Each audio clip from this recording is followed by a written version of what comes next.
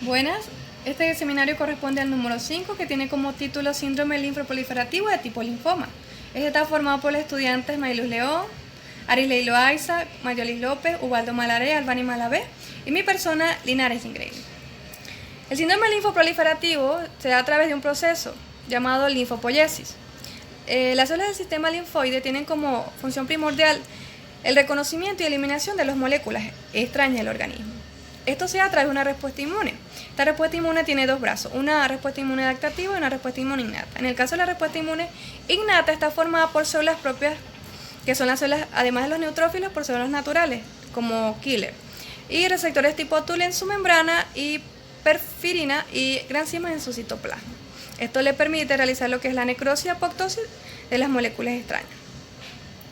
Esta respuesta inmune innata tiene como función es de ejercer una barrera a nivel de lo que son la piel y mucosa, pero esta posee una respuesta inespecífica y no guarda memoria, a diferencia de lo que es la respuesta inmune adaptativa, que esta confiere una serie de interacciones celulares que le permiten así la formación de anticuerpos y células inmunológicamente receptivas contra el antígeno. Estas van a ser específicas y van a guardar memoria y van a reconocer por una configuración de un antígeno específico. Ahora, las células propias de los progenitores, de los precursores de los linfoides, las células linfoides, surgen a nivel de lo que es la médula ósea, a través de lo que es la célula madre Einstein, que es la pluripotencial, tanto en la célula mieloide como linfoide, esta corresponde. Ahora, estas células precursores linfoides, ellas necesitan, para poder ejercer su función efectora a nivel del sistema inmune, necesitan de un proceso de diferenciación y de maduración. Esto se da a través de dos fases, una fase independiente y una fase dependiente. La fase independiente está dada por los linfoides tipo B a nivel de lo que es la médula ósea y tipo T a nivel del timo. Estos dos van a ser procesados a nivel de estos dos órganos, ya que estos órganos poseen una propiedad intrínseca que le va a corresponder a estos sus características propias.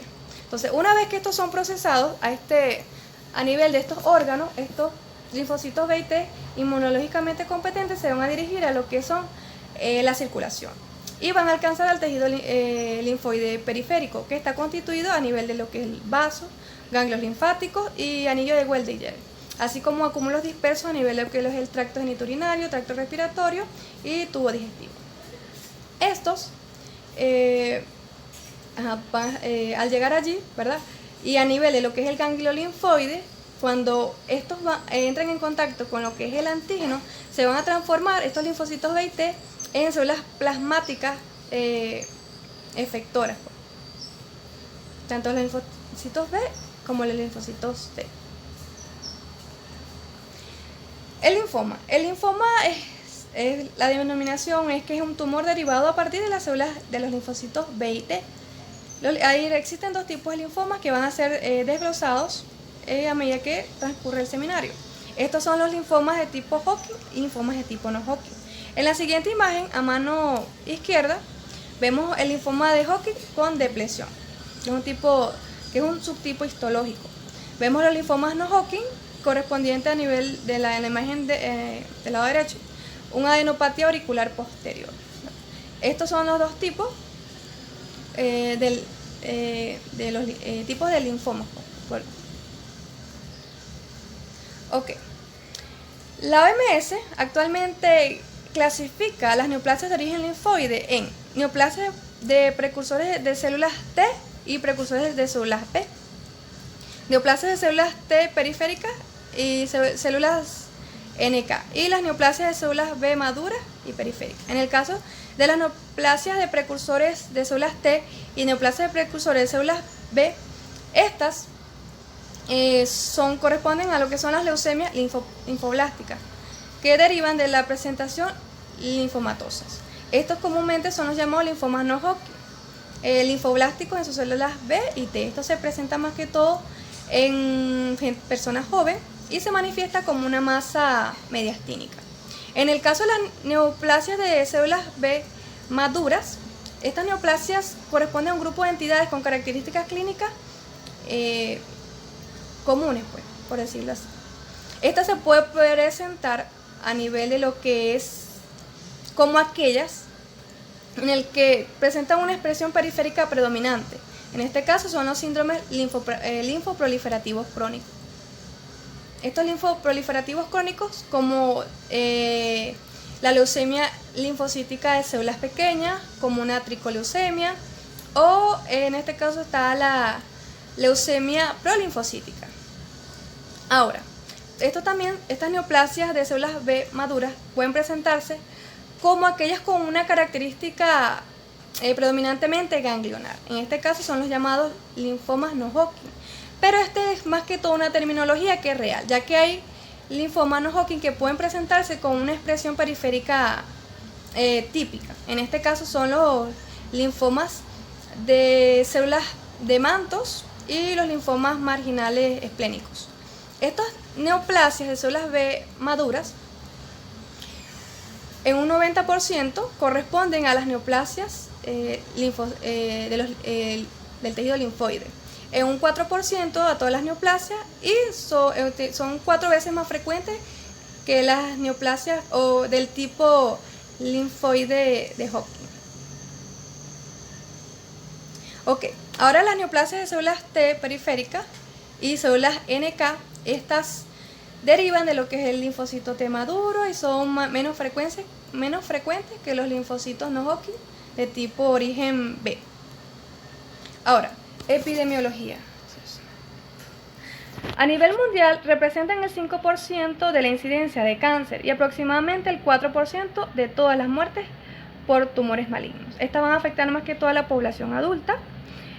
El 15% son linfomas Hodgkin, linfomas de tipo Hodgkin, y el 85% son linfomas no Hodgkin, con una diseminación tanto ganglionar como extraganglionar. La Agencia Internacional para la Investigación de Cáncer, en su proyecto GloboCan en el 2018, ella realizó una investigación en el cual se obtuvo como una incidencia a nivel mundial de un 2,8% de los linfomas no Hodgkin, a diferencia de un 0,44% de los linfomas Hodgkin por cada 100.000 habitantes. En las últimas décadas, la incidencia aumenta de 2 a 3% por año, y de todas las muertes por cáncer pertenecieron el 2,4% a los linfomas no Hodgkin y un 0,5% a los linfomas Hodgkin, teniendo en cuenta que entonces los que tienen mayor prevalencia a nivel mundial son los linfomas no Hodgkin. Ahora, a nivel de Latinoamérica, en México, el linfoma pertenece a las 10 primeras causas de mortalidad, tanto en varones como en mujeres. En Uruguay, los linfomas no Hodgkin se obtuvo al realizar investigaciones 9,99 casos de los linfomas no Hodgkin, a diferencia de un 3,58 casos en porcentaje por cada 100.000 habitantes en los linfomas Hodgkin. En el Perú, entre el 2010 y el 2012, se obtuvo una incidencia en el que se representó un 4,8% de los linfomas no Hodgkin de todos los cánceres, con una mortalidad de un 5,3% del total de los casos, correspondiendo al cuarto cáncer en ese país. En Venezuela, en Trujillo, los linfomas no Hodgkin corresponden a la séptima neoplasia más frecuente de todos los casos, con un 4,2%, y en un 0,3% los linfomas Hodgkin. Ok. A nivel clínico, tenemos que uno de los síntomas clásicos de lo que son los linfomas, tenemos los síntomas B, que confieren lo que es tres síntomas: fiebre, pérdida de peso y sudoración nocturna. También están lo que son las infecciones, una trombocitopenia, adenopatías tanto bilaterales como simétricas, una infiltración en otros tejidos como lo que es riñón, piel, pulmón, a nivel del sistema nervioso central también. Mayor riesgo de segunda neoplasia en el caso de un carcinoma de piel, a nivel de un carcinoma de pulmón, y fenómenos inmunes, autoinmunes. Los linfomas, teniendo en cuenta que poseen dos tipos, de tipo Hodgkin y tipo no Hodgkin, estos a su vez poseen subtipos histológicos. En el caso del tipo linfoma Hodgkin, en su clasificación, específicamente en los subtipos histológicos tenemos que comprenden el linfoma de Hodgkin clásico en un 90 o 95% de los casos, Estos a su vez corresponden la esclerosis nodular, que es un subtipo histológico de estos linfomas de Hodgkin, que se presenta en adolescentes en un 70 o un 80%, en menores de 10 años en un 40 o un 50%. En el caso del subtipo histológico celularidad mixta, se presenta en adolescentes en un 10 o un 15%, en menores en un 30 o 35%. Y en el caso de la depresión linfocítica, que es poco frecuente en pediatría, al igual que los ricos en linfocitos, también que es poco frecuente en pediatría. Y están los linfomas de Hodgkin nodular de predominio linfocítico, que se corresponden a un 5 o un 10% de los casos. En cuanto a la clasificación de los subtipos histológicos en linfoma no Hodgkin, estos se clasifican como células B, células T y células NK. En cuanto al diagnóstico, se debe realizar una valoración física completa. Se debe de realizar lo que es una ecografía y una historia clínica en el cual corresponda a pruebas analíticas que contengan lo que es un hemograma, una bioquímica general, una función renal hepática que incluya un LDH. Ahora, se debe hacer un examen lo que es a nivel basal, una basal de coagulación, un beta-2 de microglobulina, una proteinograma y serología. Y como diagnóstico primordial se debe hacer una biopsia tisular, ¿verdad? Una biopsia con aspirado a nivel de lo que es la médula ósea con citometría.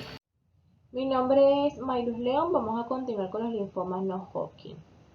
Este es un amplio grupo heterogéneo de neoplasias del sistema linfático ganglional y extraganglional consistente en proliferaciones clonales de linfocitos. Cuando hablamos de proliferación clonal de linfocitos, esto quiere decir que un linfocito individual es capaz de reconocer y estimular a un antígeno en específico, en donde este es capaz de provocar una activación y proliferación celular que va a dar lugar a un clon de linfocitos específicos para un antígeno. Es importante mencionar que el concepto actual de neoplasia no solamente se refiere al acúmulo de células tumorales, sino también a la relación que existe entre el microambiente no tumoral y la respuesta del sistema inmunológico de nuestro paciente. Recuerden que el sistema linfático está constituido por linfa, vasos linfáticos, ganglios linfáticos, por el timo y la médula ósea. Por ende, este linfoma se puede encontrar en diferentes partes del cuerpo. A nivel epidemiológico nos vamos a encontrar que la edad promedio del diagnóstico es de 45 a 55 años de edad, en donde va a ser más frecuente en la adultez que en niños. Esto no quiere decir que no se pueda presentar en niños. Cuando se presenta en niños es de predominio extranodal. Extranodal quiere decir extraganglional. Entonces, del 50 al 70% presentan inmunofenotipo B, es agresivo y se cura de un 70 al 90% de los casos. A diferencia en los adultos, tiene un predominio nodal, es decir, de predominio ganglional. Del 70 al 90% corresponde a inmunofenotipo B, el curso clínico es variable y la tasa de curación es alrededor del 30%. Vamos a ver que en España la probabilidad de desarrollar un linfoma no Hodgkin a lo largo de la vida es de 1 de cada 43 hombres y 1 de cada 51 mujeres. Vamos a ver que la mortalidad en España ocupa el 9º puesto de causa de muerte por tumor en ambos sexos, representado por un 3% del total de muertes por cáncer. Según el INH, que es el Instituto Nacional de Cáncer, para el año 2021, ellos expresan que el linfoma no Hodgkin tiene un número estimado de casos nuevos de 81.560 y un número estimado de muertes de 20.720 casos.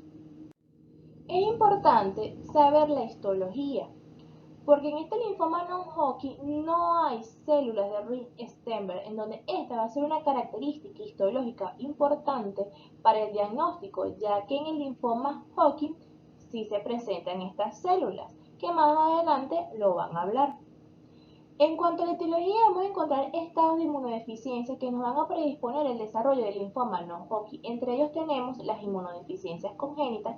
No las voy a leer todas, pero dentro de las congénitas está el síndrome de Wiskott-Andrich, la inmunodeficiencia común variable, el síndrome linfoproliferativo ligado al cromosoma X, que también es llamado síndrome de Duncan. Tenemos las adquiridas como los trasplantes de órganos, SIDA, fármacos como acetioprina, alquilante, metotrexato, ciclosporina, globulina antimicocítica, entre otras. Tenemos las enfermedades autoinmunes como el síndrome de Sjögren, tiroiditis de Hashimoto, espleno no tropical y artritis reumatoide. También pueden formar parte de la etiología las radioterapias, las hidantoínas y los herbicidas. Ahora tenemos la clasificación de Lugano, que es una clasificación modificada que se basa en el antiguo sistema de Ann Arbor. Tenemos que el estadio 1 es donde el linfoma se encuentra en un grupo de ganglios linfáticos, como puede ser en el anillo de Waldeyer, en el timo o a nivel de los ganglios donde se encuentra el vaso. Cuando hablamos de 1E o cuando vemos la letra E, se refiere que el predominio es, o sea, la localización es fuera del sistema linfático. En este caso, el 1E se encuentra en un grupo linfático, o sea, el linfoma se encuentra fuera del sistema linfático. El estadio 2 es cuando el linfoma se va a encontrar en grupos de ganglios en dos o más grupos de ganglios linfáticos del mismo lado, es decir, a nivel superior por encima del diafragma o por debajo del diafragma, como muestra en la imagen. El estadio 2E ya, como bien dije, se encuentra fuera del sistema linfático. El estadio 3 es cuando el linfoma se encuentra en dos o más grupos de ganglios linfáticos, pero de ambos lados. Si se ven en la imagen, están del lado izquierdo y del lado derecho, y también se puede encontrar por debajo del diafragma. El estadio 4 es cuando ya el linfoma se ha diseminado por todo el cuerpo y se puede encontrar a nivel del hígado, diafragma, de pulmón, ganglios inferiores y a nivel también de la médula ósea. Tenemos la clasificación del linfoma no-Hodgkin según el grado de malignidad. Estas se van a clasificar linfoma de bajo grado y linfomas de alto grado. Los de bajo grado son poco agresivos, también llamados indolentes. Estos son asintomáticos, son de crecimiento lento, en donde el diagnóstico se realiza cuando ya hay una diseminación. Tenemos una sobrevida de 10 años, tiene una difícil remisión completa debido a la baja sensibilidad que tiene la quimioterapia, y esto se debe por una baja proliferación celular, y tiende a transformarse a una forma histológica más agresiva. A diferencia del alto grado o muy agresivo, este sí presenta sintomatología y es de rápido crecimiento. Da metástasis en diversos órganos. El pronóstico es malo, pero presenta una remisión completa tras tratamiento que se produce hasta un 80% de los casos. En la imagen a su derecha vamos a ver otro cuadro diferencial un poquito más específico, pero prácticamente nos está hablando de lo mismo, solo con porcentaje. En donde los indolentes tenemos que el 85% de los casos el diagnóstico se va a realizar en el estadio 3 y 4. El 90% la infiltración es retroperitoneal, del 50 al 60% es una infiltración medular. Es rara la infiltración extraganglionar, no quiere decir que no pueda presentarse, y una leucemización no aparente. Y el tratamiento no es curable, ya habíamos dicho que no tiene una sensibilidad a la quimioterapia. Los agresivos tenemos un 60% de los casos, el diagnóstico se hace cuando el estadio está en 3 y 4, de un 50 a un 60% tiene infiltración retroperitoneal, del 10 al 20% tiene una infiltración medular, es frecuente la infiltración extraganglionar, es aparente la leucemización y tiene un buen pronóstico a nivel del tratamiento con quimioterapia. En cuanto a la clínica, tenemos las adenopatías, en donde este es el signo más frecuente de esta enfermedad. Son indoloras, consistencia firme, de tamaño variable y de distribución asimétrica. Afectan a una o varias áreas en cualquier parte del cuerpo. Tenemos la esplenomegalia, tenemos los síntomas B. Los síntomas B son menos frecuentes aquí que en el linfoma Hodgkin, pero no podemos descartarla. Cuando se presenta, esto nos indica que la enfermedad está diseminada, cuya triada es fiebre, sudoración nocturna y pérdida de peso superior al 10% en los 6 meses previos. Tenemos que es una causa de fiebre de origen desconocido, entonces esta va a ser una forma de presentación de los linfomas no Hodgkin. En el laboratorio tenemos las alteraciones del hemograma, donde puede presentar anemia normocítica normocrómica, bajo índice de reticulocitos. En caso de existencia de reticulocitosis, es importante realizar la prueba de antiglobulina, que es el test de Coombs. porque esta prueba, ella detecta anticuerpos que atacan a los glóbulos rojos y a las plaquetas. Presentaremos también trombocitopenia secundaria a infiltración medular, hiperesplenismo o trastorno autoinmune. En cuanto a las alteraciones de la función hepática, tenemos la LDH sérica, también llamada lactato deshidrogenasa. Cuando sus niveles están elevados, esto nos indica que el linfoma tiene un alto índice de proliferación. También es importante revisar la beta 2 microglobulina sérica, ya que este es un marcador tumoral, en donde este es una proteína que se encuentra en la sangre, en la orina y en el líquido cefalorraquídeo. Tenemos la BCG, que es la velocidad de sedimentación globular, en donde también va a estar aumentada. Recordemos que la BCG es un reactante de fase aguda. Tenemos la cifra de ácido úrico, que puede estar aumentada. Tenemos la disproteinemia, que es el reflejo de las alteraciones de la inmunidad humoral. Tenemos la hipogammaglobulinemia en linfomas indolentes, que son los de bajo grado. Y el examen de la médula ósea, que esto nos va a permitir, que es un estudio que nos permite saber la extensión de dicha enfermedad. En cuanto a su diagnóstico, tenemos principalmente la historia clínica, una buena anamnesis, un buen interrogatorio, la biopsia tisular. Y hay que mencionar que para realizar una buena técnica de inmunofenotipo, citogenética y biología molecular, el ganglio debe ser congelado para realizar de manera eficiente esta técnica, destacando que estas pruebas son fundamentales para un buen diagnóstico.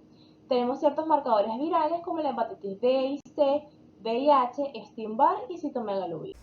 Mi nombre es Arisle Loaiza y yo le voy a hablar sobre el tratamiento de lo que es los linfomas no Hodgkin. Hay múltiples tipos de tratamiento de estos tipos de pacientes. Por lo tanto, para la elección del tratamiento más adecuado se debe considerar la histología, la extensión del linfoma y otros factores de pronóstico, así como el estado general y la edad del paciente. A veces estos tratamientos en el adulto pueden causar efectos secundarios y por eso es su diversidad de tratamientos estándar, por lo cual tenemos lo que es la radioterapia, la quimioterapia, la inmunoterapia, los trasplantes de células madre, la flamaferesia, lo que es la terapia de antibióticos, la cirugía, las terapias dirigidas y la observación cautelosa, así como las terapias vacunas, que son tratamientos en ensayo clínico. Aparte, se debe requerir la administración en centros oncológicos especializados que cuenten con unidades de cuidado intensivo por la toxicidad que estos linfomas pueden producir. Además, pues tenemos que tener una prueba de seguimiento para visualizar cómo evoluciona el linfoma o cómo ella actúa con referente al tratamiento para evitar lo que sería un linfoma recidivante. Para determinar lo que es la opción más terapéutica de los linfomas, primero tenemos que diferenciar qué tipo de linfoma es, si es indolente o es un linfoma agresivo. Si el linfoma es indolente y se encuentra en los primeros estadios localizados, el estadio 1 o 2, o el ganglio es menor de 5 centímetros, tenemos la radioterapia. Pero en caso de que todos se encuentren en el estadio más avanzado, tenemos la quimioterapia, principalmente los regímenes CBP y CHO. CBP, que representa la ciclofosfamida, vincristina y prednisona, y el régimen CHO representa la ciclofosfamida, adriamicina, vincristina y prednisona. Aparte de ellos tenemos lo que es la bendamustina, que dependiendo de las características individuales del paciente y la preferencia de la experiencia del centro en donde se encuentra, se va a determinar su tratamiento. Aparte tenemos la radioinmunoterapia o la conocida RI, que es un tratamiento de consolidación de la respuesta tras la quimioterapia. Esta, unida con el anticuerpo monoclonal, un isotopo radiactivo que se conoce como Intro 90, actúa sobre las células diana en la que previamente se ha fijado el monoclonal. En los linfomas agresivos, en los primeros estadios, en vez de usar radioterapia, utilizamos quimioterapia para tratar las posibles enfermedades ocultas más allá del área detectada. Así como en el tratamiento estándar de lo que sería de los estadios más avanzados, se utiliza el esquema de CHO, administrado cada 21 días hasta completar de 6 a 8 ciclos. Esta combinación es más fácil de manejo y aceptabilidad, toxicidad de la toxicidad. Incluye los fármacos más activos de estos linfomas, que son la ciclofosfamida y sobre todo la adriamicina. Actualmente este régimen CHO se mezcla o se incorpora lo que es la rituximab, que se conoce este complejo como R-CHO. La rituximab es un anticuerpo monoclonal específico frente al antígeno CD20. Tiene una supervivencia que oscila entre 94 a 55 en pacientes con IP de bajo o alto riesgo respectivamente. Para obtener la máxima eficacia de lo que sería la poliquimioterapia, es muy importante ajustar los tiempos y las dosis de los fármacos. Aparte, muy importante es los linfomas recidivantes. ¿Qué pasa? En caso de que sea un linfoma agresivo, el único candidato o tratamiento que tendríamos es los estudios experimentales, mientras que si el linfoma es indolente, tenemos múltiples oportunidades y teníamos tratamiento de segunda línea como lo que es la quimioterapia, los análogos de purina, la inmunoterapia, la quimioinmunoterapia, la radioinmunoterapia, los trasplantes autólogos, progesterona hematopoyéticos y de último lo que serían los estudios experimentales. Ahora, sabiendo esto, tenemos que conocer los linfomas más frecuentes. Entre ellos tenemos el linfoma folicular. Es el segundo linfoma más frecuente y representa el 20 al 30% de todos los linfomas no-Hodgkin de inmunofenotípico B. Es el prototipo del linfoma indole y en la mayoría de los casos de la enfermedad debuta con una aparición de una adenopatía indolora laterocervical, axilar o inguinal. En un paciente que por lo general es asintomático, crece lentamente y su tamaño fluctúa y puede remitir en forma espontánea, casi un 15%. Las nuevas clasificaciones de la OMS han reconocido otras variantes de linfomas con la histología folicular, que afecta principalmente lo que es a nivel intestinal, principalmente al duodenal o aparición en edad pediátrica, pero ambas son de excelente pronóstico. Así como estos linfomas típicamente exigen un patrón nodular que traduce su origen de células de folículo geminal. Los linfocitos son CD19, CD20 y CD10 positivos y es negativo el CD5, que esta le da la característica de ella. Los linfomas difusos de células grandes B es un grupo heterógeno de entidades que constituye un prototipo de linfoma agresivo. Representa el 40% de los linfomas inmunofenotípicos B y su incidencia va en aumento. Además, está comúnmente asociado a situaciones de inmunodeficiencia. Histológicamente, ella se va a mostrar como una célula linfoide de gran tamaño, con núcleos visibles que infiltran en el ganglio linfático de forma difusa y borra su arquitectura folicular. Es frecuente en varones y su diagnóstico es en la sexta o séptima década de la vida. La forma habitual de presentación es la aparición de una adenopatía localizada, dolorosa y de crecimiento rápido, y son frecuentes síntomas generales.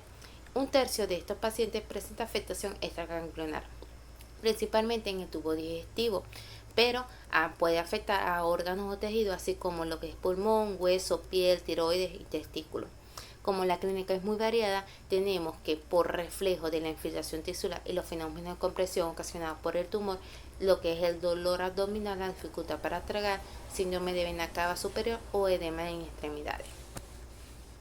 Los linfomas de células de manto, su principal origen se encuentra situado en lo que sería la zona del manto de tamaño intermedio que rodea lo que es el folículo linfoide secundario. Representa solamente el 5% de todos los linfomas no Hodgkin y a nivel de lo que sería las células neoplásicas tenemos que el linfocito B maduro en CD19, CD20 y CD5 positivo y CD10 negativo, especialmente el CD23 negativo, que es que lo marca como su característica. Se caracteriza por la frecuencia de afectación en la médula, un 80%, con leuceminación y afectación del tubo digestivo en forma de poliposis o colónica. Este linfoma actúa como si fuera un linfoma indolente, por lo tanto su pronóstico es malo, debido a que la mortalidad de ella, el periodo de vida que tiene es de 3 a 5 años, pero si es de alguna variante de ella es menor de un año. Los linfomas de tejido linfoideo asociado a la mucosa, su principal origen es inmediatamente fuera de lo que es el manto folicular, principalmente en la zona marginal del ganglio linfoide. Histológicamente se muestra como una lesión linfoepitelial, resultado de la invasión del epitelio columnar por linfoides tumorales. Tiene como inmunofenotípicos marcadores como CD19, 20 y 23 alterados y el CD43 positivo, que esta le da la característica con la expresión intensa de inmunoglobina en la superficie clonar y negativo en CD5 y CD10. Este es un linfoma que se encuentra indolente, generalmente extraganglionar y frecuentemente localizado.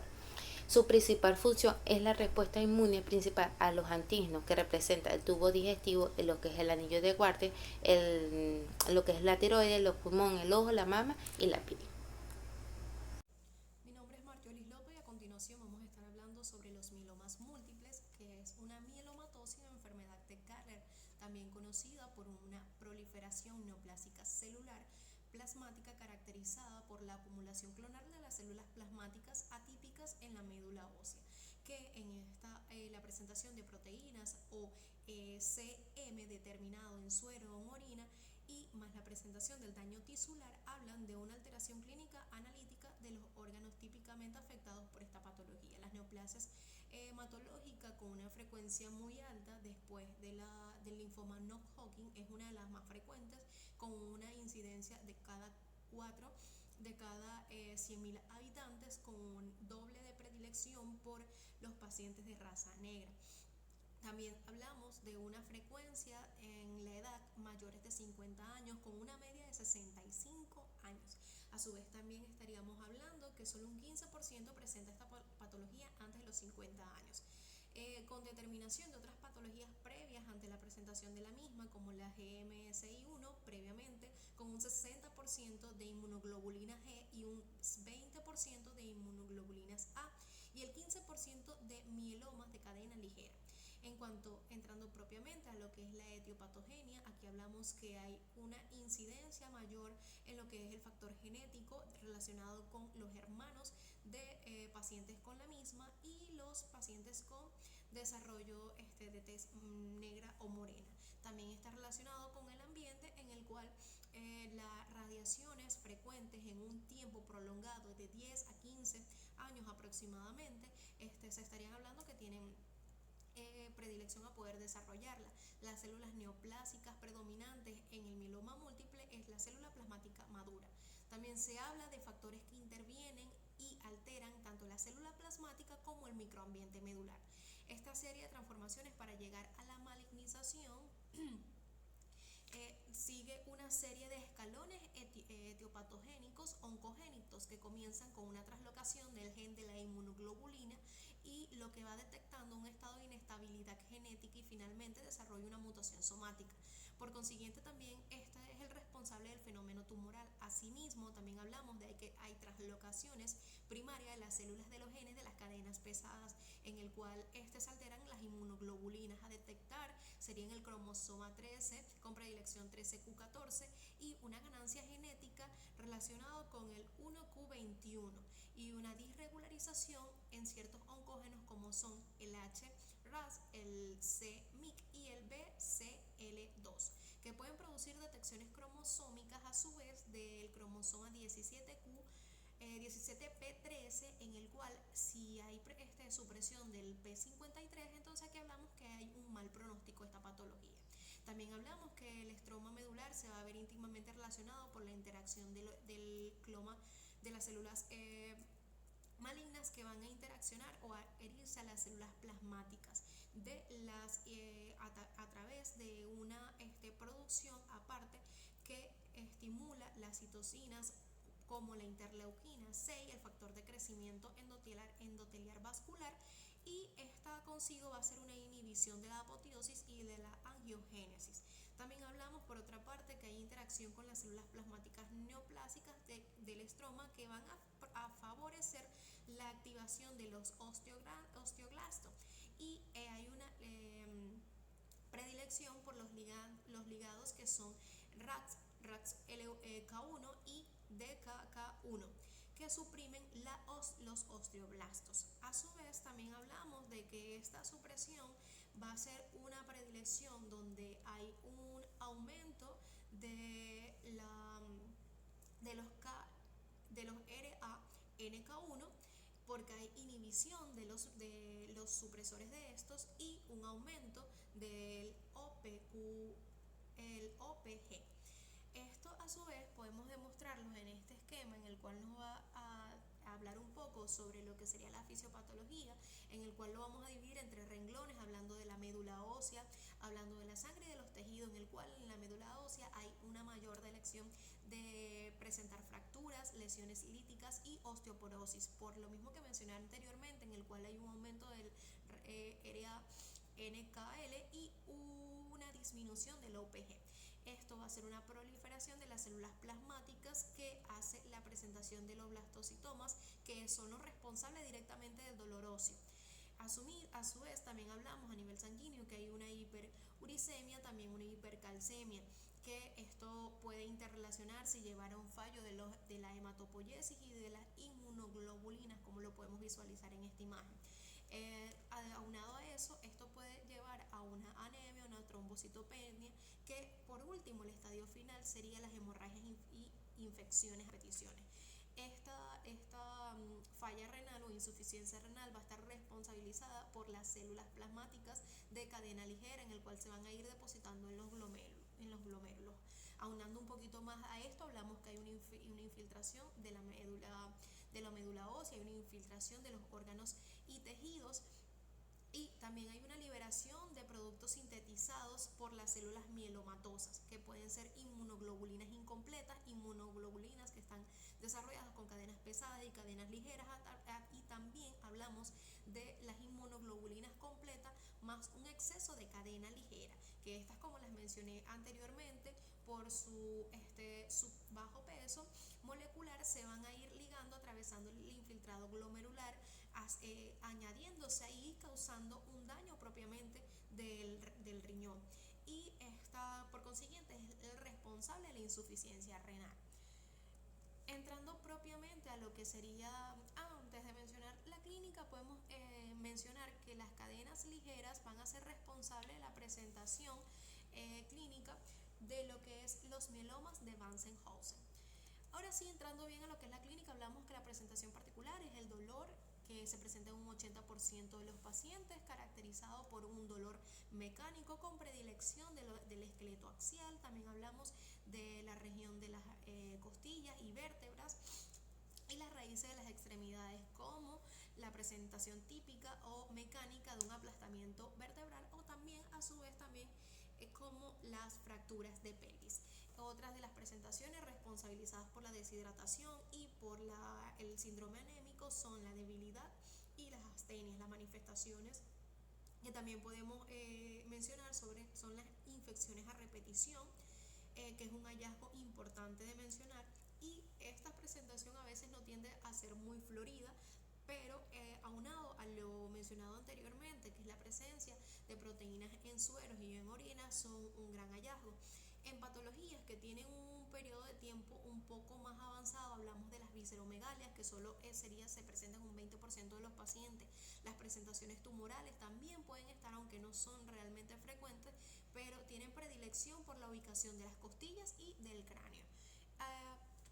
Por último, acotamos lo que sería lo menos común, pero también presentados son la diastesis hemorrágica, en el cual las manifestaciones son las epistasis o púrpuras y petequias. Soy Ubaldo Malaret, y para continuar voy a hablarles sobre el diagnóstico y tratamiento del mieloma múltiple. En cuanto al diagnóstico, nos basaremos en la historia clínica, en las pruebas de laboratorio, entre las cuales tendremos el hemograma y el examen de frottis de sangre periférica, la velocidad de sedimentación eritrocitaria BSG, la bioquímica sérica como urea, creatinina, nitrógeno ureico en sangre, electrolitos séricos como sodio, cloro, potasio, calcio, magnesio, deshidrogenasa láctica, albúmina, calcio sérico y beta-2 microglobulina sérica. También el estudio de cadenas ligeras libres en suero y su relación kappa-lambda, la cuantificación de inmunoglobulinas séricas, la electroforesis de proteínas séricas, la electroforesis de proteínas totales en orina en 24 horas, la inmunofijación en suero de orina y las pruebas serológicas víricas como el VIH y la hepatitis B. También vamos a tener las pruebas de imagen como la tomografía axial computarizada de cuerpo entero, los rayos X de cráneo, de columna o de pelvis, la resonancia magnética nuclear, la cual vamos a determinar si la lesión es normal, focal o difusa, de cuerpo entero o columna o de pelvis, y estudio de médula ósea como el aspirado y o la biopsia.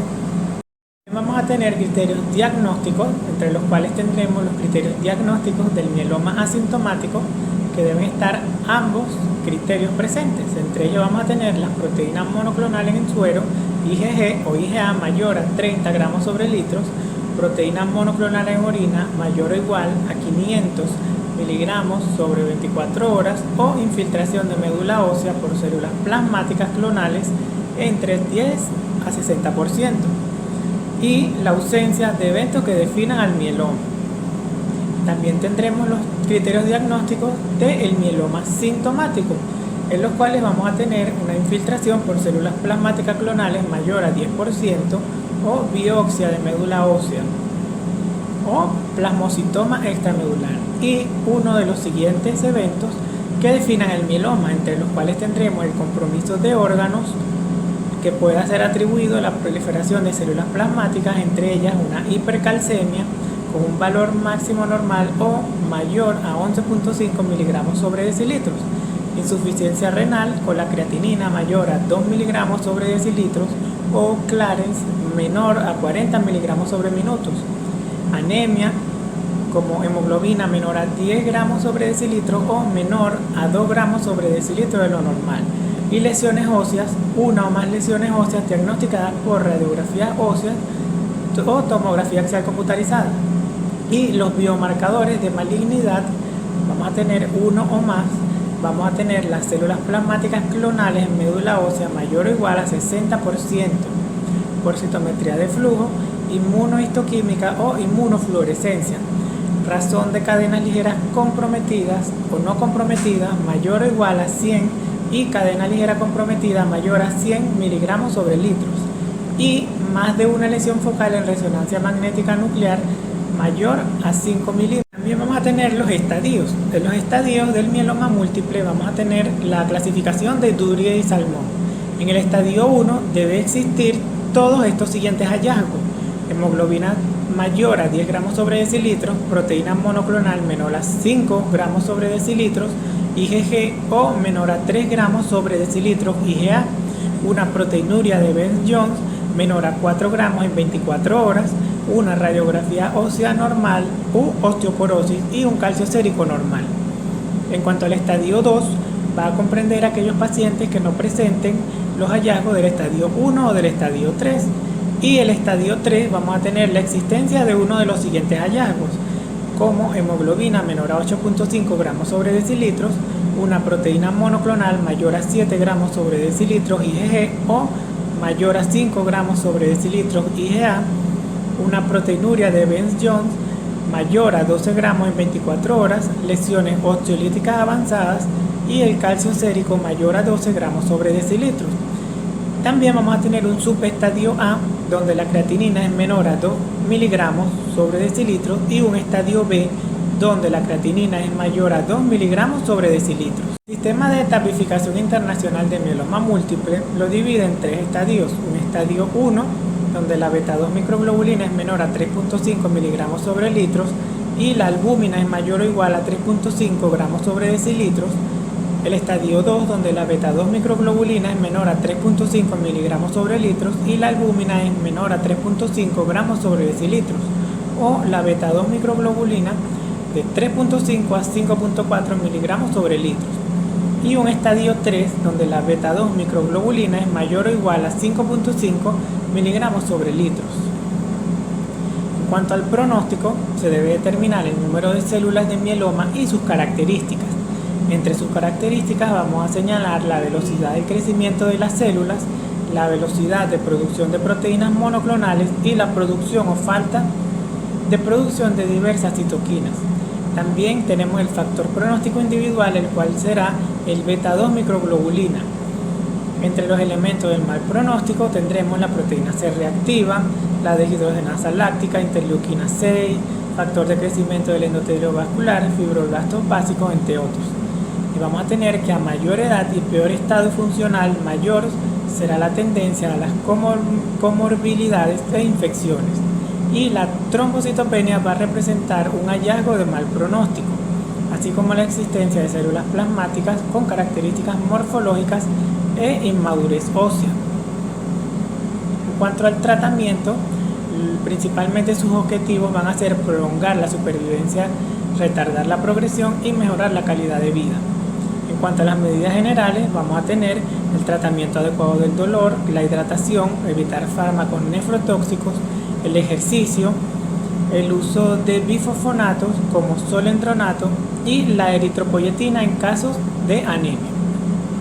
En cuanto al manejo del mieloma asintomático, tendremos el bajo riesgo con un seguimiento anual, un riesgo intermedio con un seguimiento cada 6 meses y un alto riesgo que se podría beneficiar con un tratamiento precoz.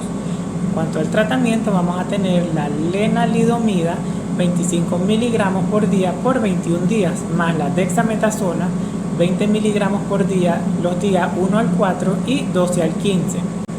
Serían días de 9 ciclos cada 28 días y un mantenimiento con lenalidomida de 10 miligramos por día por 21 días y dexametasona en dosis bajas. Y en pacientes con muy altos riesgos del tratamiento es como el mieloma múltiple sintomático. En cuanto al tratamiento del mieloma múltiple sintomático, vamos a tener la quimioterapia de inducción, que la combinación ideal sería un inmunomodulador como el talidomida o lenalidomida, un inhibidor de los proteosomas como la bortezomib y corticoides como dexametasona. En algunos pacientes la combinación de talidomida con bortezomib tiene una alta frecuencia de neuropatía.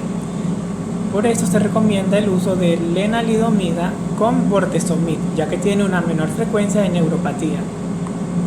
Y el uso de bortezomib con ciclofosfamida y corticoides tiene un buen resultado y produce menor toxicidad. Lo siguiente es la quimioterapia a altas dosis y rescate de trasplante autólogo con el uso de bortezomib, lenalidomida y dexametasona y el mantenimiento con lenalidomida. Buenas tardes, mi nombre es Albany Malave y yo les voy a continuar hablando sobre el linfoma de Hodgkin. Este es un síndrome lipoproliferativo de origen B, asociado en un 20 a un 50% de los casos al virus del Epstein-Barr. Se representa en un 20 a 30% de todos los linfomas y predomina en varones. Este tiene 2 picos entre los 20 y 30 años de edad y entre los 55 a 60 años de edad. La variedad esclerosis nodular se presenta en el primer pico y predomina en mujeres. A pesar de que su etiología es desconocida, es más frecuente en primogénitos, en clases sociales elevadas y en familias pequeñas. Con respecto a su epidemiología, como seguíamos hablando, el linfoma de Hodgkin afecta tanto a niños como a adultos, pero es más frecuente en ambos grupos etarios. Existe aproximadamente 2.000 casos nuevos de la enfermedad de personas entre los 20 a 29 años de edad. Si bien la enfermedad es rara en niños menores de 5 años, es el cáncer que se diagnostica con más frecuente en adolescentes entre 15 a 19 años. La enfermedad representa un 12% de todos los casos de cánceres en este grupo etario.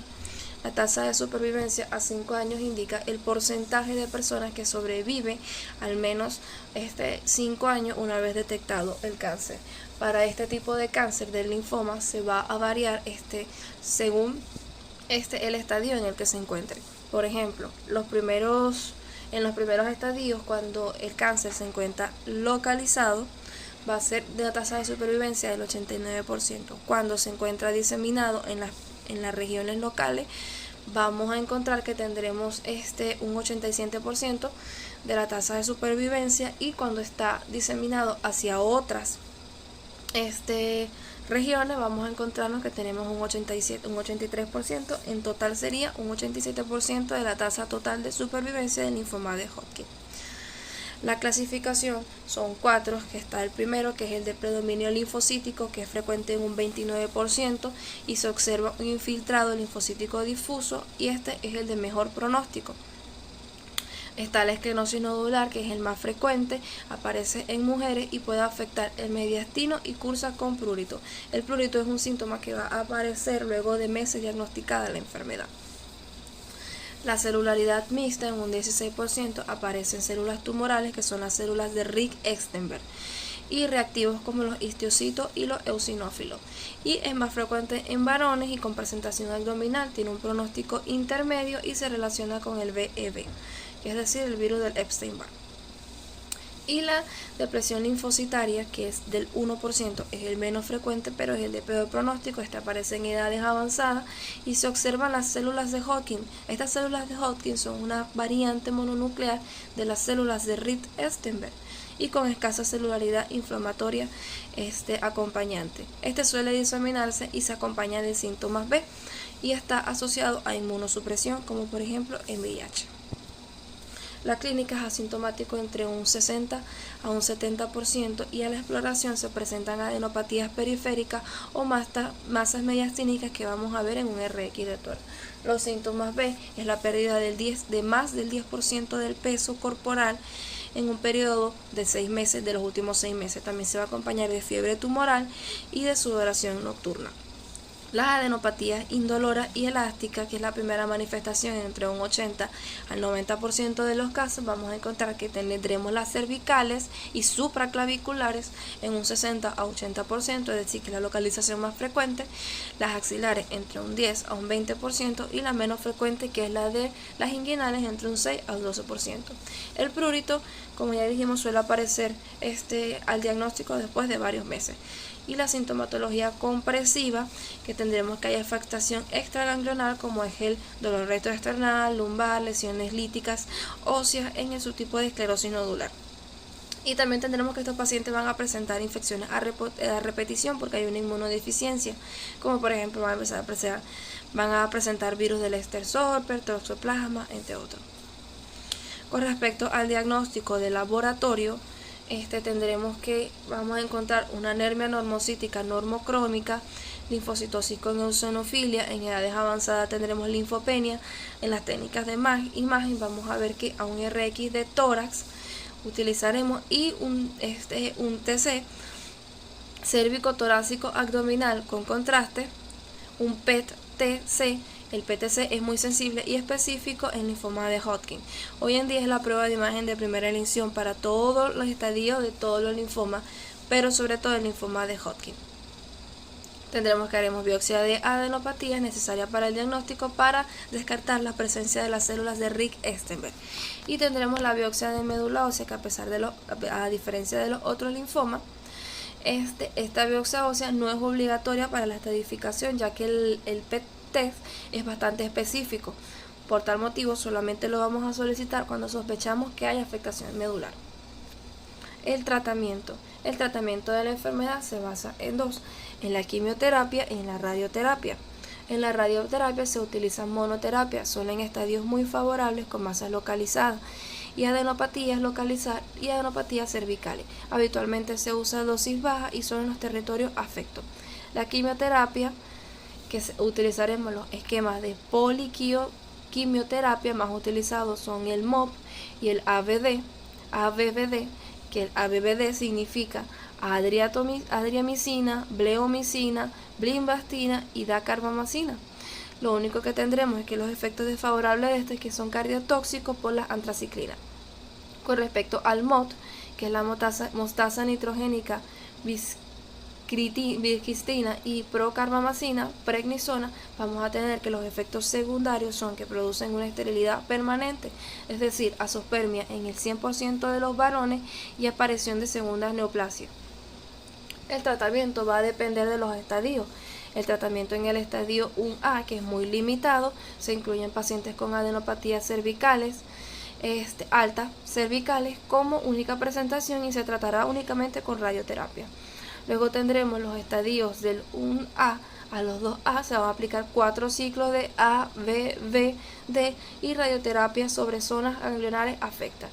Y el tratamiento de la enfermedad avanzada, como el 3A o el estadio 4 y estadio B, se aplicarán de 6 a 8 ciclos de A, B, B, D y se puede asociar radioterapia en el caso de focos voluminosos mayor a 10 centímetros u ocupación en la radiografía del tórax de 1/3 o más del diámetro torácico. Y vamos a tener por último la diferencia el cuadro diferencial entre el linfoma de Hodgkin y el linfoma de no-Hodgkin. Vamos a tener que el linfoma de Hodgkin es frecuentemente localizada y el de no-Hodgkin es frecuentemente extendida. Vamos a tener que a nivel de la afectación mediastínica, en el linfoma de Hodgkin es frecuente y en el de no-Hodgkin es no frecuente, es infrecuente. Las adenopatías mesentéricas en el linfoma de Hodgkin son raras y en el de no-Hodgkin son frecuentes. Las adenopatías epitrocleares son raras en el linfoma de Hodgkin y frecuentes en el linfoma de no-Hodgkin. Y la afectación extraganglionar en el linfoma de Hodgkin es infrecuente y en el de Hodgkin es frecuente. Además de la afectación de la médula ósea en el linfoma de Hodgkin es infrecuente y en el de no-Hodgkin es frecuente. Muchas gracias.